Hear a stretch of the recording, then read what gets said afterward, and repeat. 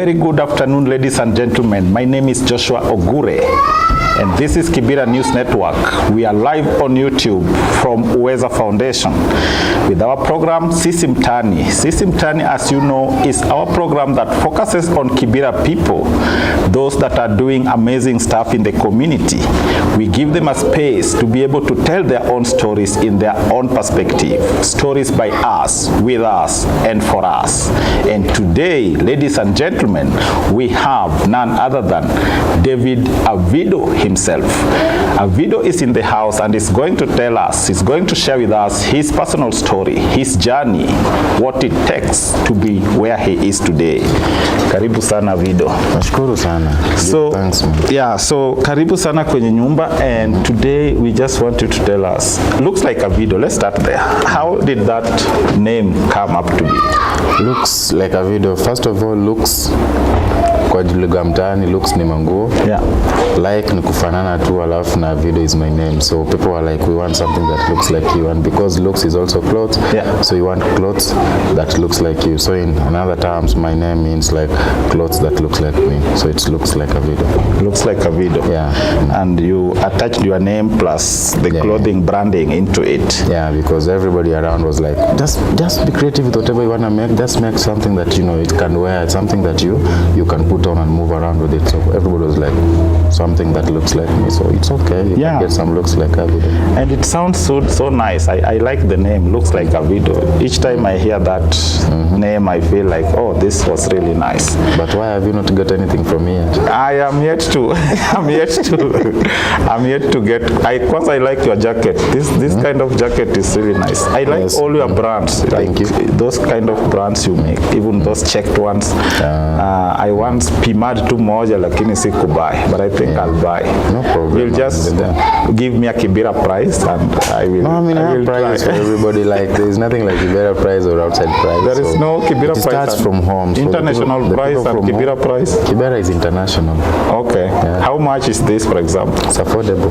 How much? It's affordable. You can check on our website because this is like the newest. I'm wearing a sample. It's not yet finished.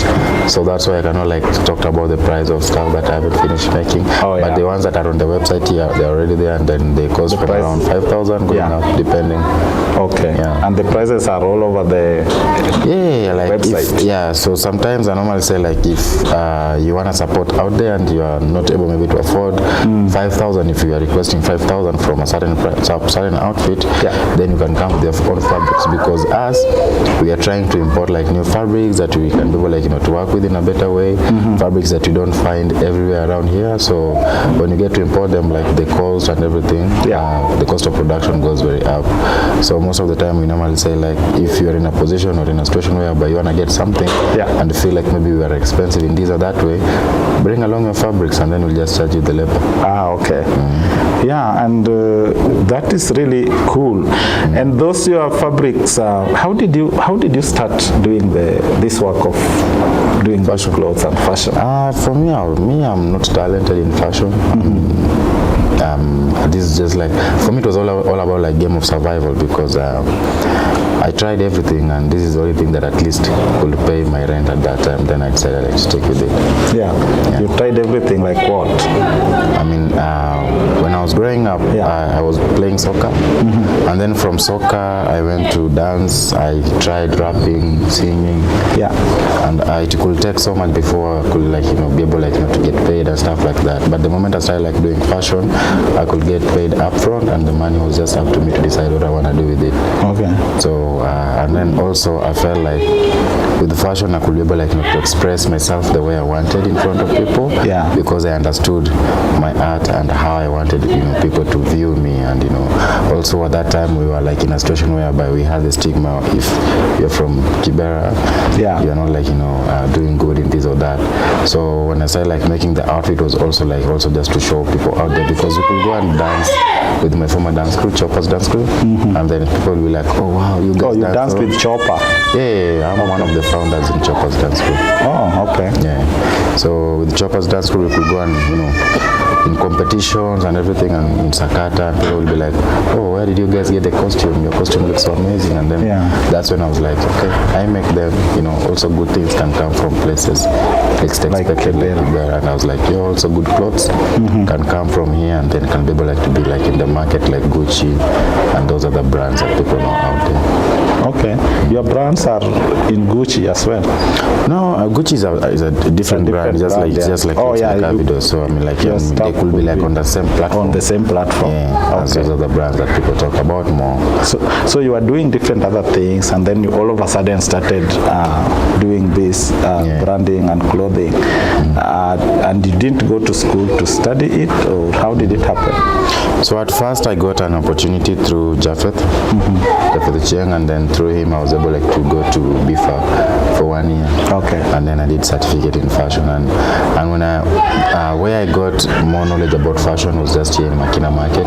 Okay. Because I went to Makina Market and I used to be trained with certain guys called Bob and Edu. So those are the people that I learned so much from. And when I went to school was just for me to see how the school people in fashion think and how they do their stuff and everything. And So big up Bob and Edu from Makina. You mentored Avido to be where he is today.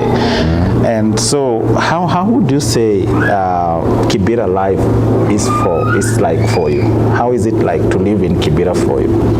I mean, personally, I normally say if I wasn't living in Kibera, I wouldn't be me, because I wouldn't have known about my struggles. I wouldn't have known about my capabilities and abilities. And, I wouldn't know how it feels to work the way I work right now, because maybe I would have just been lazing around, maybe because I had one or two things.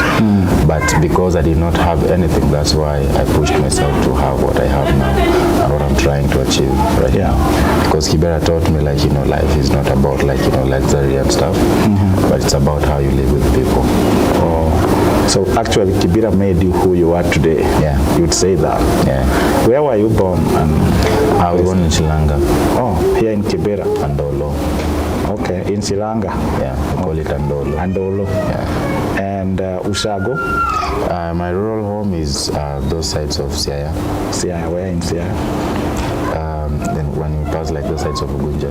Oh, Ugunja. That's where I come from. Where exactly? Sigomre, okay. Yeah, so Ugunja, and then you go right, I go left to Kuala. So you are my neighbor. You're my neighbor. Yeah. Okay, so you grew up, born and raised up in Silanga, ukaanza hii mambo yako, but Ushago, do you go to Ushago often? I only know it if I don't go. Yeah. Some people wanakuwa born town mpaka waendanga Ushago. So no, I mean it just depends, because at the end of the day, for me, fashion makes me want to understand about my culture, understand where I come from and everything, because Africans, we have the tendency of not writing our history, but our history is normally passed through the word of mouth. So I have to at least spend some time with my grandpa or grandma to have 1 or 2, 3, 4 words just to know about their youthful life, and, know what they used to do when they were my age, and then try to pick up on do we have interest in anything, and why am I sticking into this and they never stepped into that, just trying to figure out how it used to be when you're not there, and then you are able to to know about even if I'm doing fashion, and fashion for me is a way of expressing myself, how I think, how I feel, and what I want people to see about me, and me knowing about the people that came before me is part of me knowing myself, Okay. So that makes me go back there and get to know more about it, and in order for me, because I don't want to have a kid and the kid will be like, hey dad, what do you know about our culture or anything? Okay. Then I'm like, yo, we just eat to men now, girl, and I don't know. That, Okay. That's interesting. So who actually inspired you into this kind of job, to be a fashionista, get to be where you are now? Would you say someone inspired you? every person surrounds me inspires me in so many ways. I never pick like one specific person to say that this person inspires me because they do fashion or they do this. No, but me, I was inspired with the change makers around me, and I could only be able like to relate myself with the people that I can see, and I've seen their growth and I understand their growth. I never used to, to associate my the things that I used to do in life with the people that I never even know where they come from. So most of the people that I've looked up to, like, growing up and trying to change the things that I see around me are the people that I used to see next to me. To start with the late Mheshimiwa Kenokot. Okay. He inspired me so much, and through him I was able to learn so many things about life, and not just about life, and also I could be able to reflect it with what I want to do personally in my life as a fashion designer. And you also dressed him at some point. I was saw also him wearing. I was able to dress him when he was still here, and I'm happy, I learned what I was supposed to learn from him. And maybe the rest I'll pick on as I keep on going, because life is a journey and you learn each and every day. Is there one particular thing you want to share about what you learned from him? Like what? Like, he was a person who was like a no-nonsense, but you can always also laugh with him every day. Okay. As long as you do. When it comes to work, it's work. Seriously. Like, David, you are supposed to do this. Did you do it? And then I'll be like, I did not have money. I don't want to ask for money, or I want to do this. Then it's like, he never used to take excuses. If he tells you to do something, you have to do it. You have to do it. If there's no way you can do it, why? Then, there's always a reason why you cannot do something, and if you cannot do that something, why is that reason, and how can we tackle that reason, and how can we overcome that situation? And then he's a man who always wanted to see work getting done, and through that I was able to pick up on that, and also just seeing him doing the things that he used to do inspires not only me, I believe, but so many people around here. Okay, fantastic. Ladies and gentlemen, we are here with Avido, looks like Avido himself, and we are also going to give away free airtime, 100 Kenya shillings, to each person who will comment on YouTube and write their phone number. So stay tuned. We'll be giving you 100 airtime for those who will comment on YouTube with their phone numbers. Now, who else have you dressed? I know you've dressed some big names. Would you remember them? For me, I normally say everybody around me. I like dressing everybody around me, as long as somebody just want to be part of my journey and part of what I'm doing, because for me fashion is not just about business, and for me fashion is about dedication and trying to give out the skills that I also gain from here to other people around, and that's why most of the time I normally don't have fixed prices on my outfits. There are things that maybe I'll sell at maybe 10,000-20,000, and then I end up giving them out at 5,000. So it just means that I'm not just doing it for the sake of the money or what comes out of it, but also to show people around that you can also be able to do this in one way or the other. But there are some big names, like some artists I know, even from Jamaica.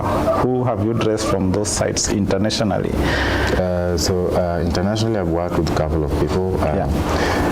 Starting with Don Carlos. Don Carlos mwenyewe. So Don Carlos was the first ever reggae artist. It was the third person I ever dressed. Okay. When I started singing. Did he come to Kibera? Or I met here in Kibera. Okay. So I mean, I normally say if you're doing something and then you are guided spiritually or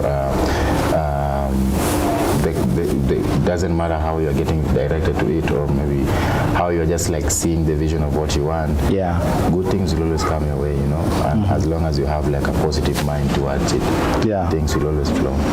You also dress Cecil and Usain Bolt.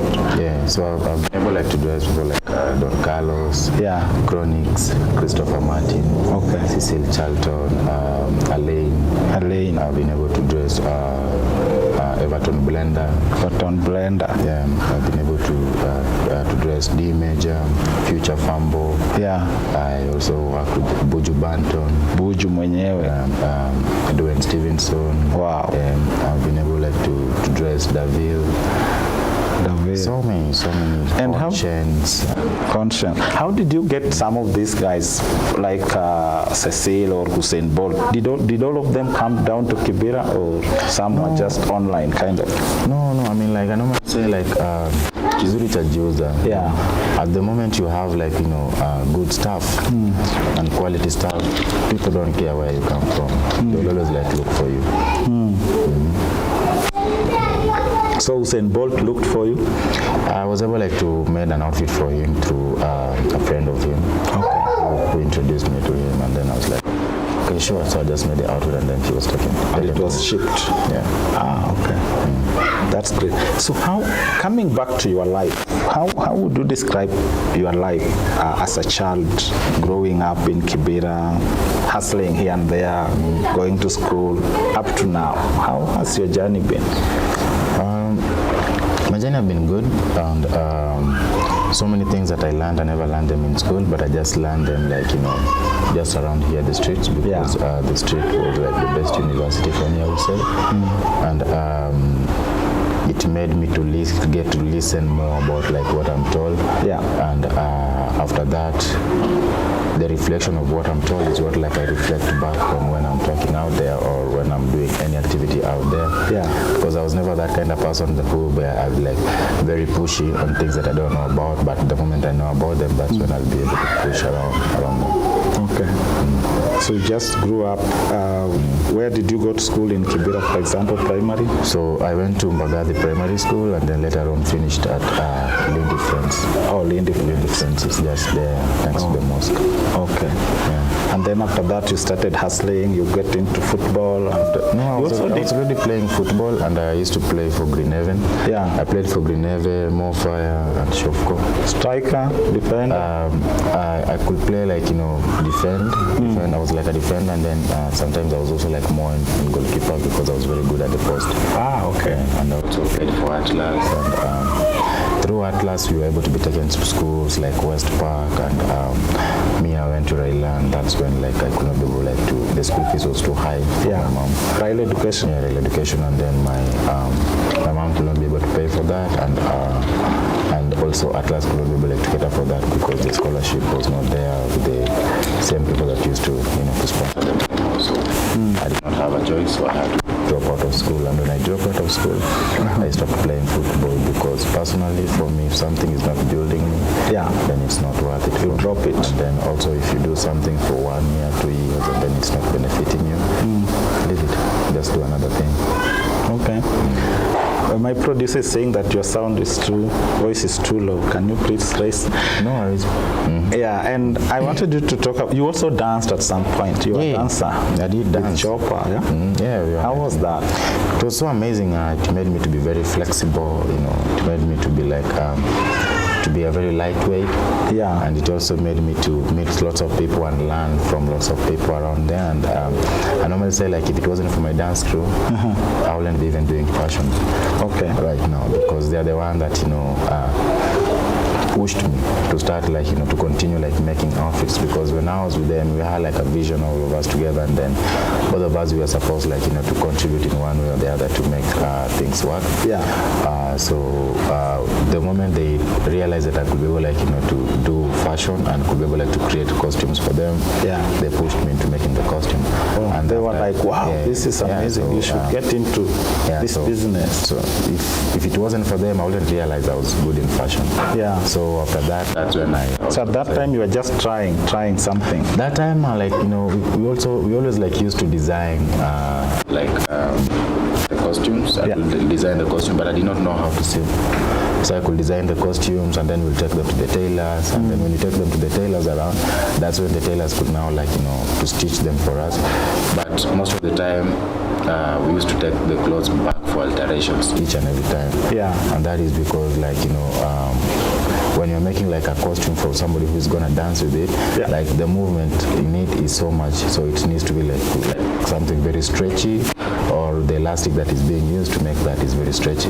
If that do not happen, that outfit is going to have like so much alterations, because if you do this, then it tears up this side. If you do this other thing, this other part tears up, because the stitches that are being made with it are stiff, and also the outfit that most of the dancers wear are very fitting, because you have to see how the bones are moving. If you're cracking your bones, or if you're doing flips and stuff like that. So I was in a situation where I'm like, oh, these outfits that we are making, they are very good. Everything is very good with it, but I feel like I want to do it personally, so that we don't have these so much alterations. And since I decided to do that, because I was not going to school at that time, I just like dropped out of school, and I've tried working at the construction site, Langata, Mjengo. You also worked at Mjengo? Okay. I went from Mjengo for like 6 months, and the funny thing is, like, all the money that I was like, trying to save, I was trying to save it so that I could help my mom to support my siblings go to school. But I ended up like using all that money for my hospital bill. Oh, you became sick? Yeah, because like, when you work in a construction site, they're not giving you like the protectives. So all the cement is just getting inside you. You inhale. Yeah, so you inhale all of it. So by the time I was like, 6 months, I was having chest problems. Did well, so drinking lots of milk and whatnot, and I tried to go to the hospital with that money. Oh, okay. That must have been a very tough moment for you. Yeah, I was not even 18. You're not yet 18? Yeah, I used to go with my mom's ID. We look alike so much. You look alike with your mom? Very much. So you used your mom's ID? Every day. To get a job? Yeah. Okay. I will just like hold her name, and then, show the picture there, and then... Oh, you hold her name with your hand? And then I just show the picture, and then they're like, okay. And that was a proof for them that you are an adult. I mean, those people, like, like before, as long as you can do the work, you have the body for work. Because I used to be like a dancer, and I was already like also like, from football. Yeah, so you were my fit. My body is quite flexible. Fit, and I look quite flexible, and then.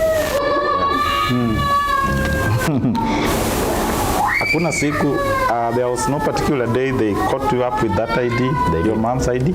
They did. And? They started calling me my mom's name. Sasa Florence. No, like, poor. Your mom is Florence? Yeah. And you accepted? She's my mom. So Yeah. Okay.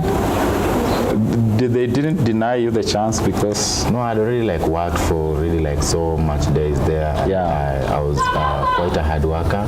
And they were so impressed how I was working hard, and there were other people that were very older than me, and they were not working very much. So they were like, but he's working more than these other people, and he's been working really for, so let's just keep him. And I was already also like, friendly with most of the foremen there, and they already like you, and they send you, you run very quickly. So you are already in a good blood with them. So they don't see a reason why they should like, just chase you away. So they liked you. So they were like, it's okay. Push on. Like, just make sure you don't show that ID to every person. Okay. Ladies and gentlemen, subscribe to our channel, Kibera News Network. If you want to reach us via WhatsApp, it's 0794590404. And you can reach us out. You can also let us know who else you want us to bring here, so that they can be able to share their stories.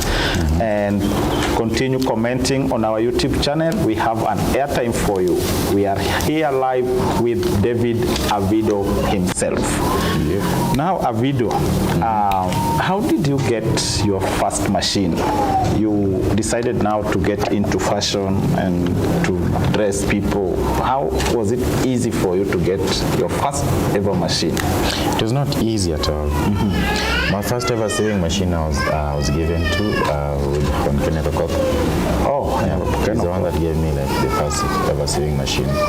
And that first sewing machine, it was like a Singer. I still have it till now. And that is like one of my most favorite machines. Because it is the one that gave birth to the other ones that I have. Even after him giving me that sewing machine, I could be able to sew with it for up to like 6 to 7 months. Why?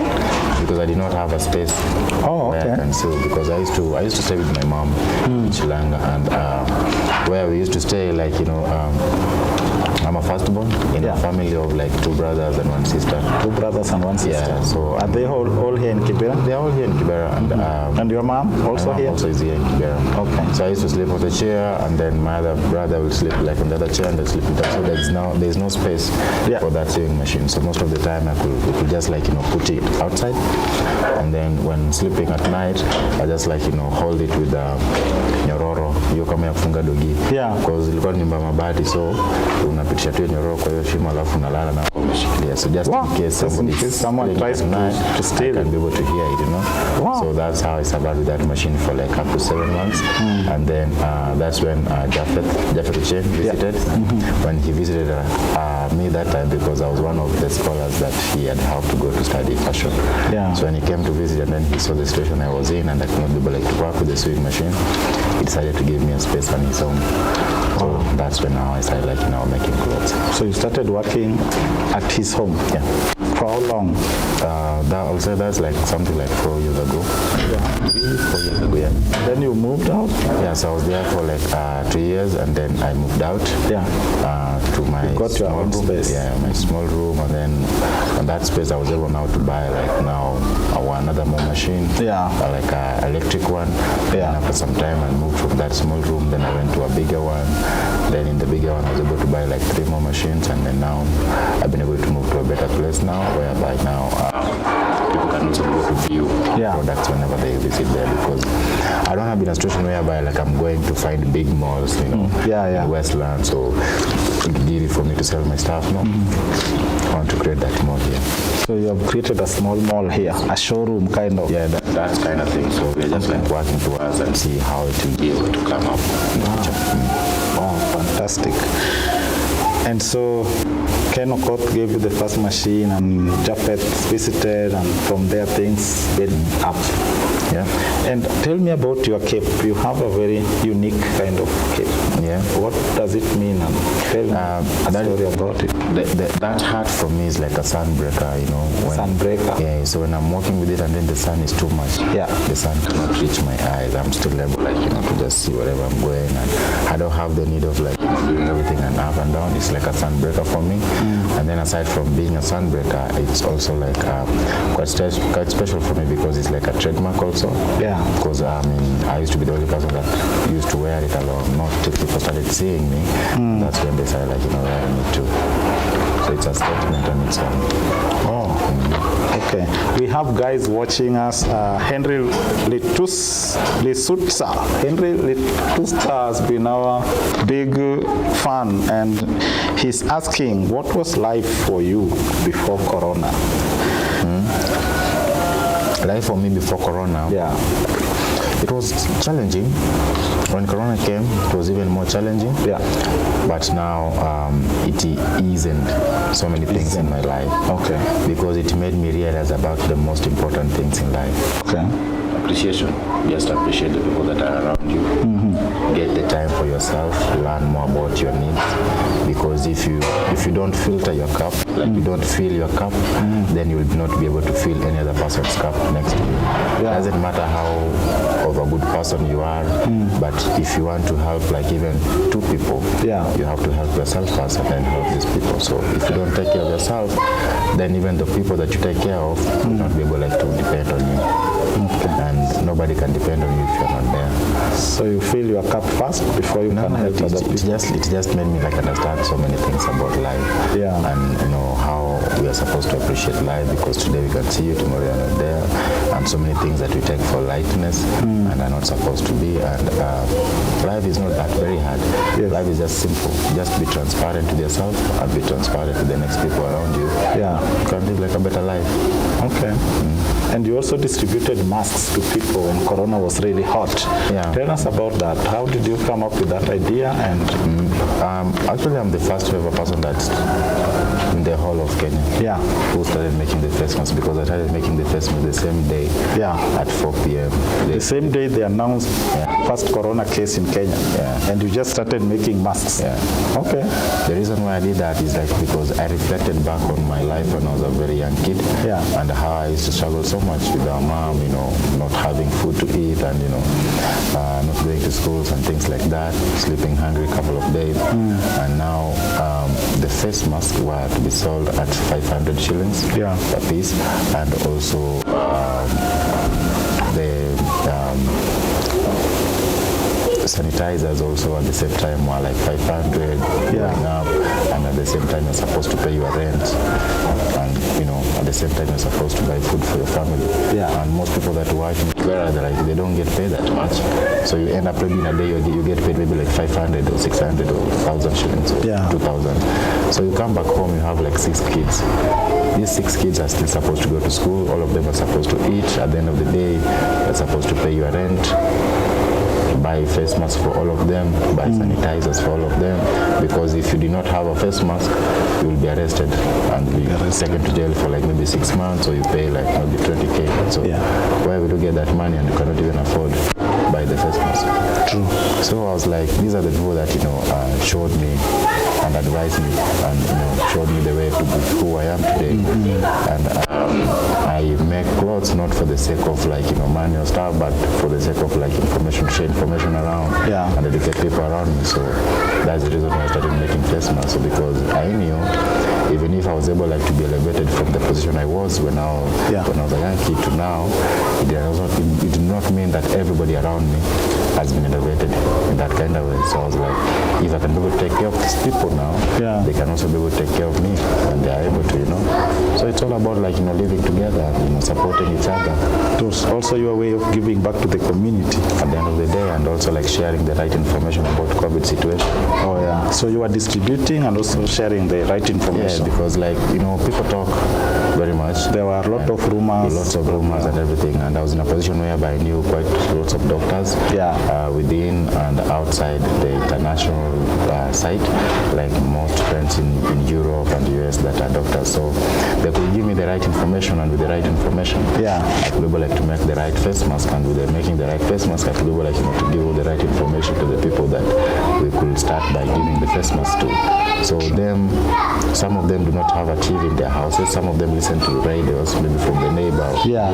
So just sharing the right information was the most important thing. That's very important. How are you able to share the right information? You cannot just stop somebody in the road like, yo, do this, do that. But if I even stop them with the face mask, like, yo, I'm giving out this face mask, but at the end of the day, this does not mean that it protects you 100%. It just protects you like 6%, and then the other 94%, you have to do this and do that and do that. That is the most important thing, because wash your hands, telling them the right, keep social distance and stuff. Other than like people will start like locking themselves in their own houses when moving, and live and direct, like here in Kibera, like people cannot do the social distancing, because most of us like we even share washrooms around. How can we do social distancing? Not easy. And you also got acknowledged by the president. How did that feel?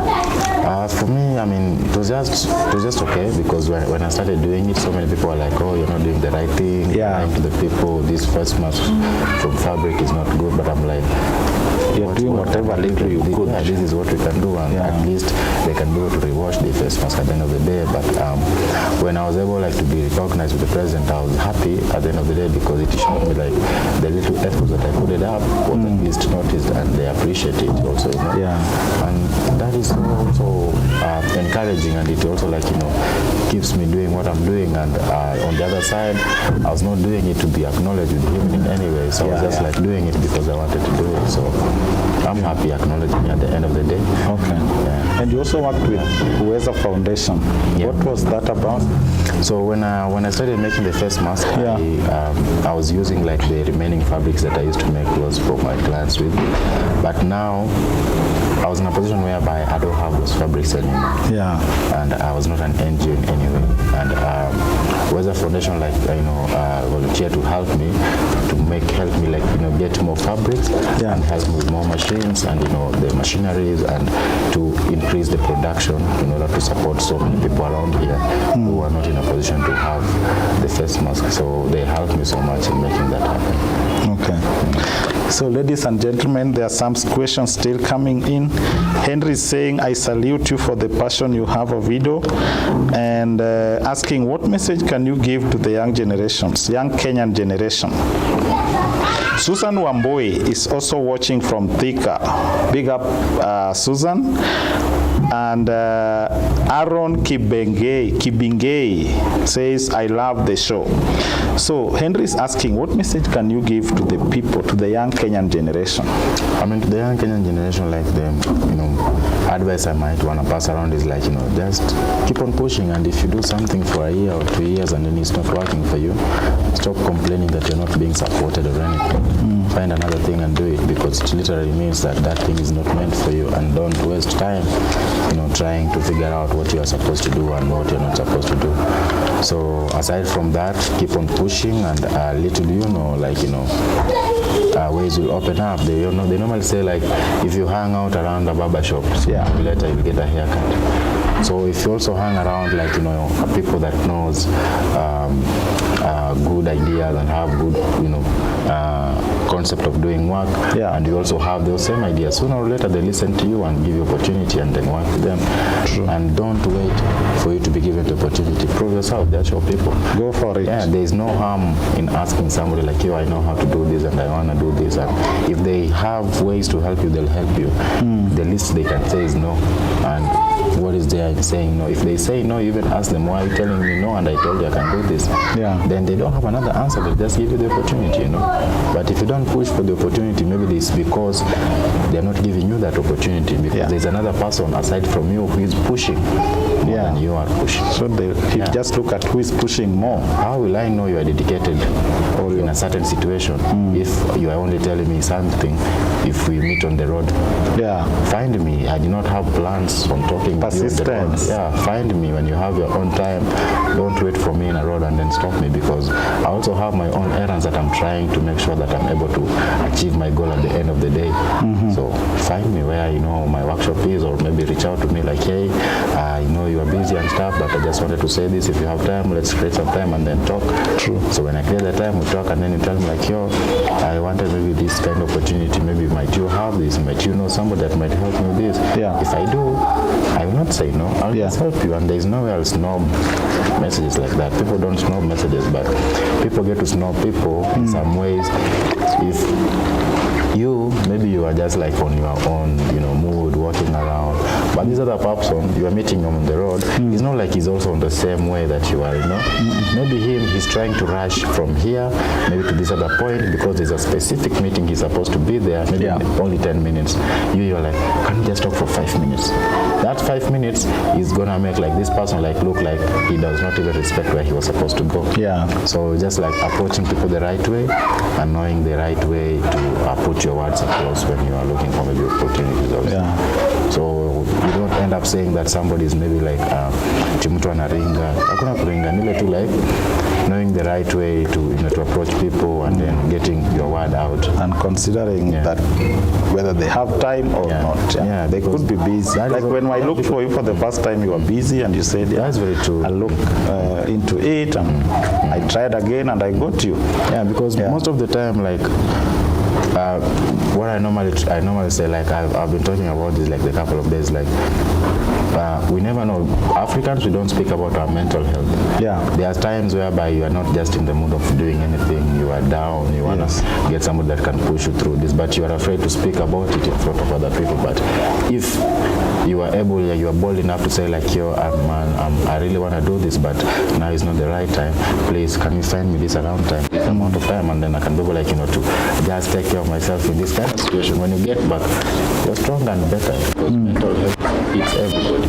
And none of us is Jesus at the end of the day, because all of us have, like, to gain this, to gain that, and then we filter what you want to move around with. True. So mental health is really a big problem even right now with Corona. It's affecting people, it's affecting families, it's affecting individuals. Especially the youths, because I feel like there are so many youths out here that are very talented. Especially also here in Kibera to start with. There are so many youths that are really talented, but they are not able to achieve their dreams and goals according to how they want, So they feel like maybe this other person is achieving more than they were supposed to achieve, and they feel like it's them who are supposed to be achieving this.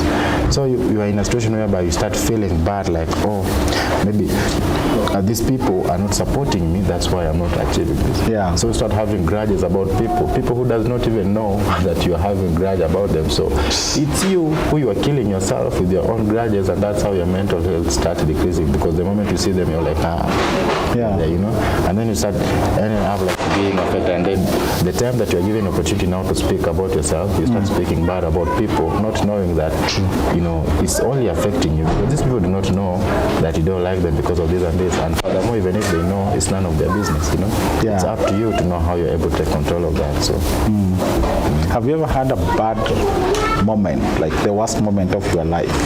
Yeah, I've had so many moments before, and those moments are the ones that made me to who I am today. Okay. One example? Like in a situation whereby you feel like you had come up with like a perfect plan and a perfect idea of how to maybe design your stuff, and then now you know, like if this design I present it to maybe this person or that person, they'll be like, wow, this is amazing, and let's push this. And when you move forward, you are not able to get those people. You move forward, you try to present it again, and those people did not even have time for you. You're trying to push again, and everything is not working. Trying maybe to wait for money to come, money is not there. And at the end of the day, as a self-employed person, you first of all, you have to have your own saving. Yes. And if your business is like a startup, you are the bank for your business, and you're the bank for your personal self. Yeah. So if you don't have money on your own pocket, your business is bankrupt, and you are also bankrupt on your own end, you know? Yeah. And then on the other side, maybe 2 or 3, 4 people will be looking at you, and then they'll be seeing, then they're like, oh, maybe this person, he was given a sewing machine with the Honorable Colonel Code. Yeah. So this means this person is in a situation he can be able to do everything he wants. No. Like, I also want to prove myself, like, even if I was given a sewing machine, I can still do 1, 2, 3, 4 things on my own health, so that I can be able to be pushed on the other person that I'm not able, like, you know, to reach. So when you do that, you end up like people start feeling like, he just have everything that he wanted, or maybe he have 1 or 2, 3 people that will always push them. It's not always about that, you know. It's also about, like, you know, the work that you put in. Nobody will push you up if you're not, you know, doing work. You know, you have to. If I push you, like, even if I push somebody now to you and say, like, okay, go to the man and tell him, like, you are doing maybe journalism and everything, and itself, himself coming to you, like, it doesn't even look like a representation of like what I sent to you, because you will not see him, but you'll just see him like, David, why did you do that, you know? So at the end of the day, it's also like about, like, you know, self-respect, knowing what you want, understanding what you want, how you want it. The moment you understand that, all these things will not matter, because life is just simple like that, just being transparent with yourself. So I'll just urge the youths out there, like, you know, to try and find the transparency in their own being. Transparency in their own being. Yeah. What would you say is your greatest struggle right now, currently? Right now, though, I mean, like, I wouldn't say that I have like a greatest struggle. Yeah. But what I'll say is, like, I'm happy. You're happy because I have the transparency in me. Okay. I mean, because like, there's nothing I don't expect. I expect everything, whether it's positive or negative. Yeah. I'm welcoming it with, you know, my all hands on. And you take life easy. And I take it very simple, and then I move from there, because if I don't do that, I'll be crying each and every day, like, oh, I was only supposed to achieve this something positive, but I'm just getting negative this. Oh, I'm getting negative feedback. I'm not. Yeah. That is none of my business. If you talk about me like, oh, this and that, and I mean, the moment I start, like, you know, trying to push about it, that's when it's like, you know, it's like troubling me. Whatever happens out there, it just depends on, you know, people will, like, you know,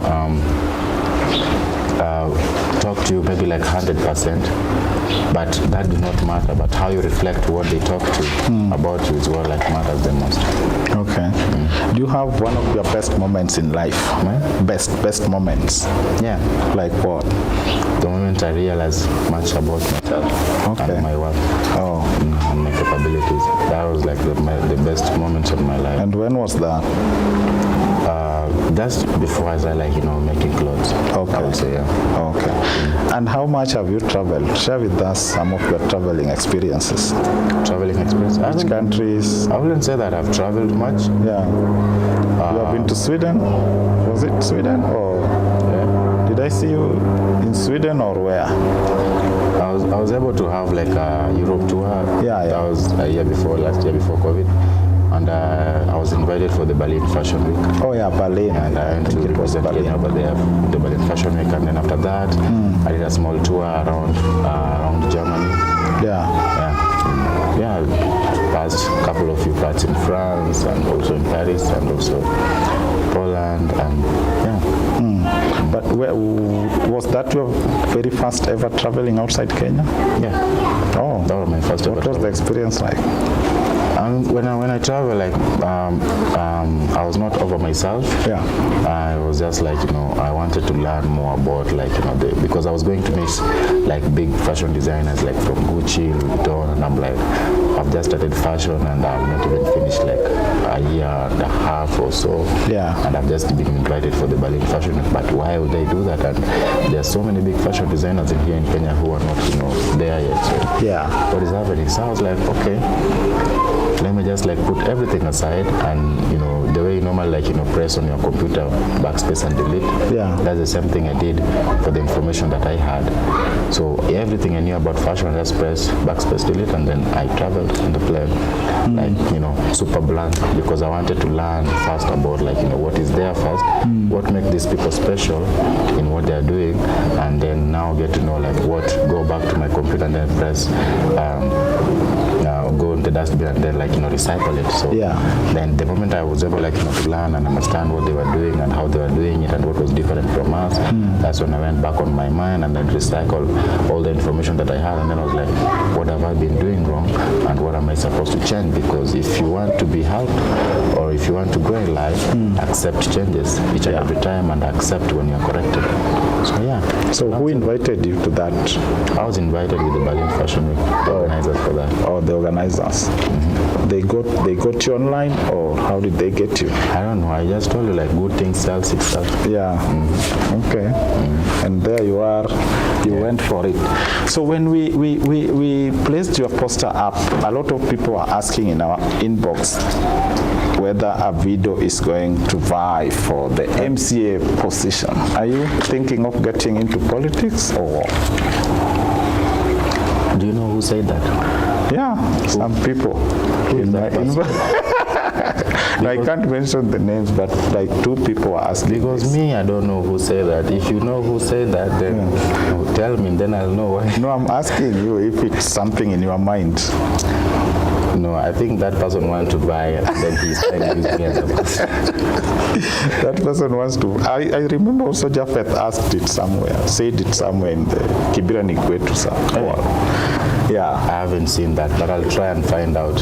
Yeah. I'll go and see why is he saying that. So that's not you. Me, I don't know. I mean, personally, I would say like, I'm happy, like, when people are really like seeing you as a leader, now they expect you loud to buy in one way or the other, but at the end of the day, it's because they are seeing something in you that they really want, and maybe they feel like if you buy, you'll give it more to them. But I feel like just being in fashion right now, I'm already giving them as much as I can.